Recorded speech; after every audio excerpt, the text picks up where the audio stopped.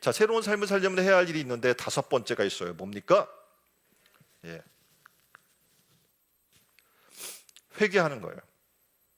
오늘 주신 말씀 6절의 고백을 들어보시면 그러므로 내가 스스로 하나고 티끌과 재 가운데서 회개하나이다 라고 나아가는 거예요.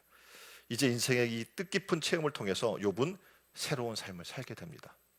이전과 다른 이제 갑절의 은혜로 나아가게 되는 거죠. 이전에 경험할 수 없었던 새로운 세계의 차원의 세계의 삶으로 욥이 들어가게 된 거예요. 하나님은 고난을 통해서 인생에 대해서 깊고 새로운 의미를 깨닫고 회개하는 욥에게 새로운 삶을 시작하게 하나님이 허락해 주십니다. 욥기 42장 마지막 부분에 보면 욥이 전에 소유하고 있던 모든 것에 갑절을 얻게 되는 거예요.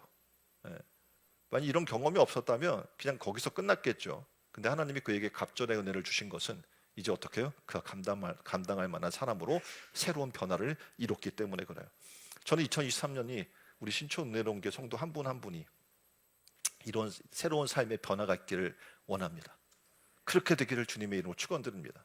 그럼 여러분은 갑절의 은혜를 받게 되고 갑절의 복을 받게 되고 갑절의 삶의 변화가 일어나게 될 줄 믿습니다. 저는 욥이 지금 축복을 받았다고 사람들이 얘기를 하잖아요. 갑절의 축복을 받았다고, 그런 축복 달라고. 근데 여기서 하나님은 축복의 문제를 지금 얘기하고 있는 게 아니에요. 욥은 그런 축복의 차원에서 지금 하나님이 그걸 말씀하려고 이 말씀을 기록한 게 아니죠. 하나님이 욥에게 허락하신 것은 뭐냐면 축복이 아니라 새로운 삶의 시작이에요. 그리고 그 본질이 무엇인지 그가 깨닫기를 원했던 겁니다. 다시 말해서 욥을 회개케 하신 거죠. 회개하면서 그가 새로운 삶의 본질을 찾기 시작했는데 첫 번째 본질을 찾아낸 게 뭐냐면 감사하는 삶이에요. 이전의 감사와 다른 새로운 감사. 여러분이 이전에는 그럴 거예요 아마. 건강해 주신 거 감사해요. 먹는 거 주셔서 일용할 양식 주셔서 감사해요. 이런 삶을 살게 해주시고 가정 평안하게 해주셔서 감사해요. 이 정도 감사를 했다면 이제 삶은 어떻게 해요? 하나님의 은혜 자체가 감사한 거예요. 하나님이 나를 사랑하셔서 독생자 예수 그리스도를 보내주셨고 저를 믿는 자마다 멸망치 않고 영생을 얻게 하신 사실, 나의 죄를 대신해서 십자가에 그분을 달려 돌아가게 하신 사실, 이런 하나하나 삶의 본질적 감사가 그가 시작이 되는 거예요. 그러면 어떡합니까? 여러분이 하박국처럼 얘기할 수 있어요. 송아지가 없어도 돼요. 감사해요. 내게 아무것도 없어도 하나님 한 분만으로 감사할 수 있어요. 이런 삶으로 변화가 일어나게 되는 거예요. 저 욥도 그랬어요. 왜냐하면 이전에는 다 갖고 있었거든요. 부족한 게 없었거든요. 자식 10명 있었고 다 잘 됐어요 애들이. 그러니까 뭐 부러울 게 없는 거예요. 근데 그런데도 감사했어요. 근데 그는 그 정도의 감사였는데 이제 다 잃었어요. 다 없어졌어요. 하나님에 대해서 본질적으로 생각하게 된 거예요. 주신 이도 취하신 이도 하나님이시니 감사할 따릅니다. 감사 차원이 달라졌죠. 오늘 이 한 해 우리의 삶이 그랬으면 좋겠어요. 여러분의 감사의 차원이 달라지길 바랍니다. 오직 하나님 한 분만으로 감사할 수 있는 신앙의 영적 차원이 열리시기를 주님의 이름으로 축원드립니다. 자, 그리고 욥이 그의 친구들을 위해서 무엇을 하면 10절에 보니까 욥이 그 벗들을 위하여 빌매 여호와께서 욥의 공경을 돌이키고 욥에게 그전 소유보다 갑절이나 주신지라. 그러니까 축복 전에 있었던 더 중요한 사건이 있는데 뭐냐면 이제 두 번째 그의 새로운 삶의 시작은 기도하고 복을 빌어주는 거예요. 자, 친구들이 왔어요. 뭐하러 왔어요? 사실상 위로해주러 온 거거든요. 근데 보니까 너무 이건 아닌 것 같아. 그래서 바른 말을 하나씩 해주는 거예요. 사람이라는 건 그래요. 아무리 친한 친구도 와서 위로라고 해주는 말이 상처를 주는 거예요. 그렇죠? 그럼 어떻게 지금 욥도 어떻게 했어요? 야, 너 인과응보라는 거 알아? 뭔가 너 죄를 졌으니까 심판받고 있는 거지. 회개하란 말이야. 친구들이 와서 얘기한단 말이야. 화가 나서 난 죄가 없다고 이렇게 따졌는데 이제 이 욥이 바뀌었어요. 그들을 위해 기도해줘요. 그들을 위해 복을 빌어주는 사람으로 바뀐 거예요. 하나님으로부터 귀중한 깨달음을 얻은 후에 욥은 자기를 위로하기보다는 괴롭혔던 친구들을 원망하지 않고 오히려 그들을 위해 기도하고 복을 빌어주는 사람으로 바뀐 거예요. 이게 바로 새로운 삶의 시작인 거예요. 2023년도 신촌 은혜로운 게 성도 한 분 한 분이 그렇게 되길 소망합니다. 이제 복을 빌어주는 사람이 되세요. 원망하고 싸우려고 하고 다투려고 하고 옳고 그름을 따지려고 하는 사람이 아니라 어떤 사람? 기도하고 복을 빌어주는 그런 축복된 사람으로 바뀌시기를 주님의 이름으로 축원드립니다. 생각해 봐요. 누군가 내게 해를 가해요. 나를 미워해요. 눈빛만 봐도 알 수 있죠.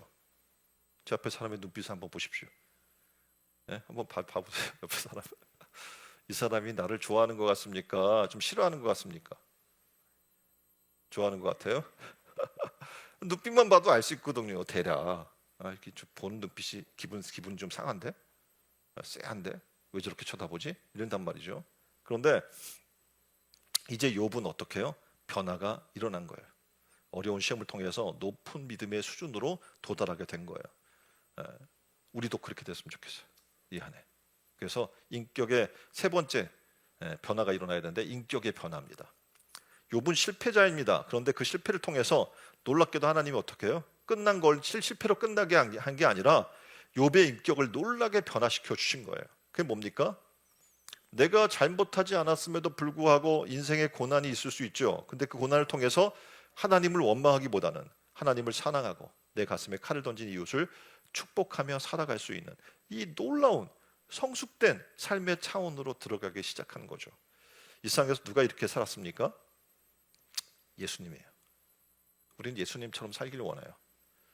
예수님의 인생을 보면 어떻게 보면 그닥 따라가고 싶지 않아요. 고난의 연속이잖아요. 그렇죠. 남을 위해 다 퍼주고 뭐 정말 사랑으로 이끌어줬던 제자들에게 배신당하고 아무 죄가 없이 십자가에 달려 죽어야 하고 조롱당해야 되고 멸시당해야 되고 그 죽음도 너무 잔인하고.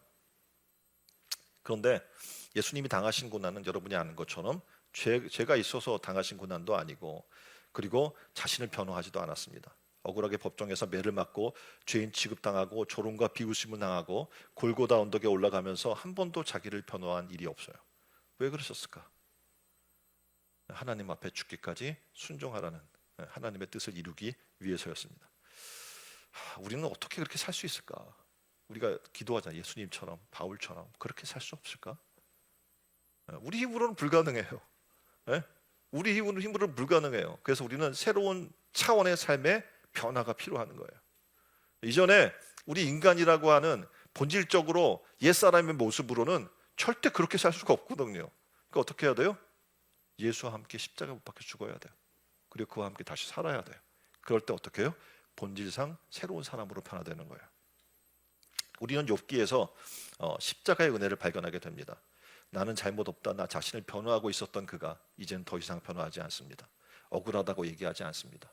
자기 방어 기제를 발동하면서 하지 않아요. 그건 은혜를 모르는 사람들의 이야기예요.